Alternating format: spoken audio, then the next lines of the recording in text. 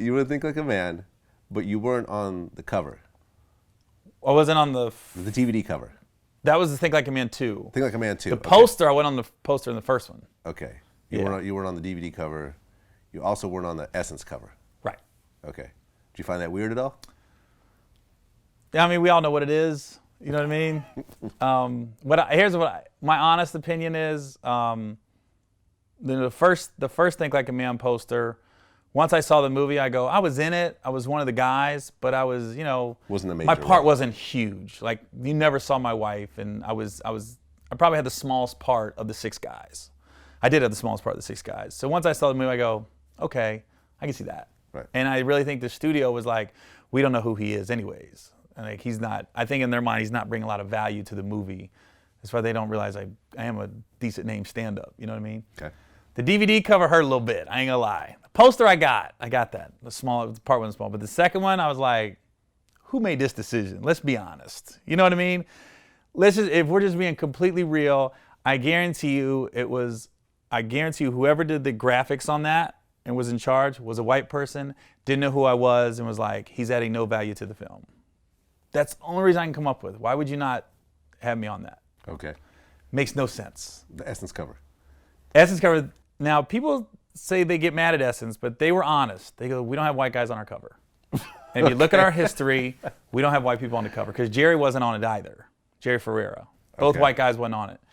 And I'm not mad at them for being honest. A lot of people give you bullshit reasons. They just say, we don't have white guys on the cover. The end. How you get mad at that? They're a black publication. Their audience is, black women, essentially. It's like, but in the back of my mind, I was like, my fan base is black women. I could add a little value to that. When you say the Essence doesn't have black guys. White guys. Essence doesn't have white guys on their cover. Do they have white girls on their covers? I don't know. I don't think so. I don't know. I mean, that was what I heard, not from Essence themselves. That's what I heard from everyone I asked within that had anything to do with Think Like a Man. Gotcha. You know what I mean? Because I remember Jerry Ferrera told a funny story too. He said all the guys had just got done doing Steve Harvey. I didn't get invited to do Steve Harvey. The other guys did. That was when I was a little like, I didn't get invited to do Steve Harvey, and because that's definitely my audience. Right. So I was like, ugh. And I never wanted to be like, why did he get on it? I didn't get on it. No, we all should have been on it. It was never, because people go like, why was he on Steve Harvey and you aren't? Why is he on Steve? I was like, no, that's not the case. We all should have been on it. It has nothing to do with the other guys. You know what I mean? Like that, I thought that was little BS on that one. You know what I mean? I feel you. Do you know Katt Williams? I know Katt pretty good. You've been following the news recently? Yeah. It seems like every so often, my guess is Katt gets off his medication and just sort of wiles out for a while. Yeah, that's my, and I've interviewed Katt before a couple times, and I remember the first time that I interviewed him, it was like was it a scary movie or something? It was one of these like comedy horror films, and I remember like he was just sweating real hard. Oh, really? The whole interview. Yeah. Like he was really trying to keep it together, it seems. Oh. When you see Katt's current sort of meltdown, I mean, did you see him punch the guy on stage? I did. You know, it looked like he was sort of like... Going to the beat? Yeah, like he was, someone actually made a meme of like... Oh, the double dutch? The double dutch. I saw that. That was hysterical. He was getting ready to jump into a double dutch, game there. But yeah, I mean, he sat there and ran across the stage and punched this dude, then got stomped out. Twice the size. And then I think he got arrested the next day. Yeah. And I think he assaulted his bodyguard with a baseball bat, or... That's what I heard. And his bodyguard, all the female bodyguards assaulted the guy that I guess he didn't want to indulge in criminal activity, whatever that criminal activity was. Yeah. I've known Katt for so long, and I've really tried to stay clear of getting into other comics business. You know what I mean? And it just sucks. I hope it's something that everybody's laughing about in 6 months. Because my brother passed away of a heroin overdose, and so when I see people that we think is on drugs, I mean, when you see his behavior, What do you think it is?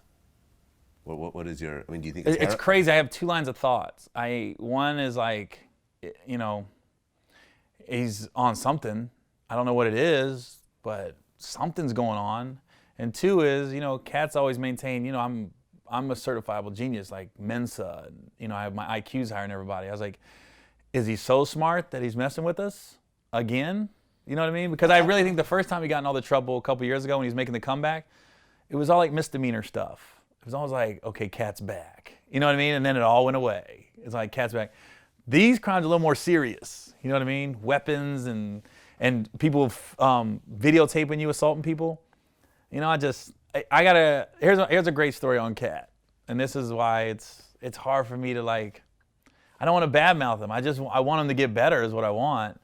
But we had a show one time, it was like the spring of 2005 at Kent State. And Katt was bubbling. He hadn't blown yet, but he was bubbling.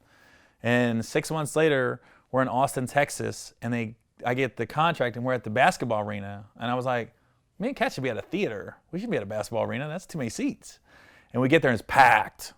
12, 15,000 people just sold out, right? And I was like, oh. I remember I got off stage and Katt was on the side and I go, when this happened, motherfucker? When did you blow? You know what I mean? Yeah. And he just started laughing. So after the show, it was just me and him on the show. After the show, the promoter had 2 limos. Katt had a limo and I had a limo.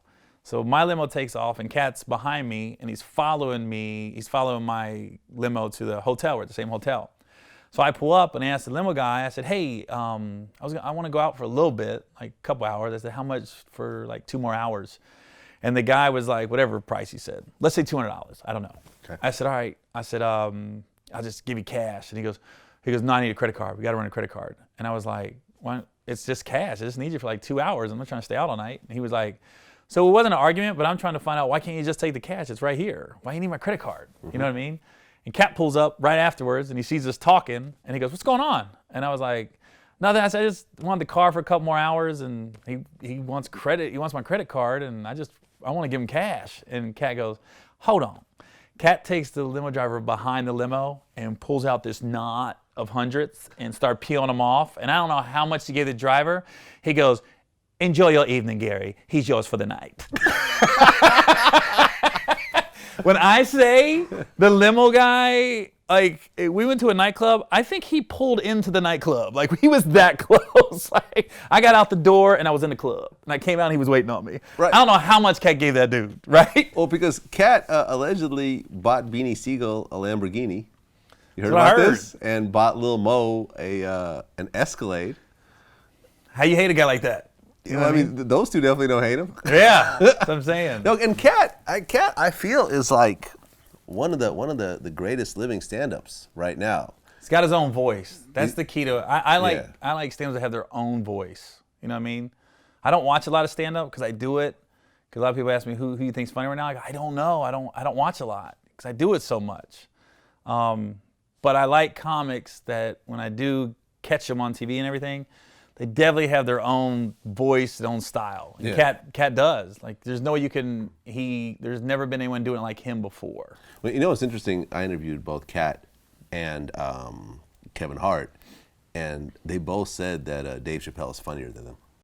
You know, the fact that the industry blacklisted him for the last 7 years does not take away from the fact that he still walks the earth. So I stand in deference to him, but I am the king of all of the rest of comedy. Let's make no mistake. I would definitely agree. Chris Rock and myself were at a comedy club, and we both watched Dave Chappelle, and at the same time we looked at each other and questioned, why aren't we that funny?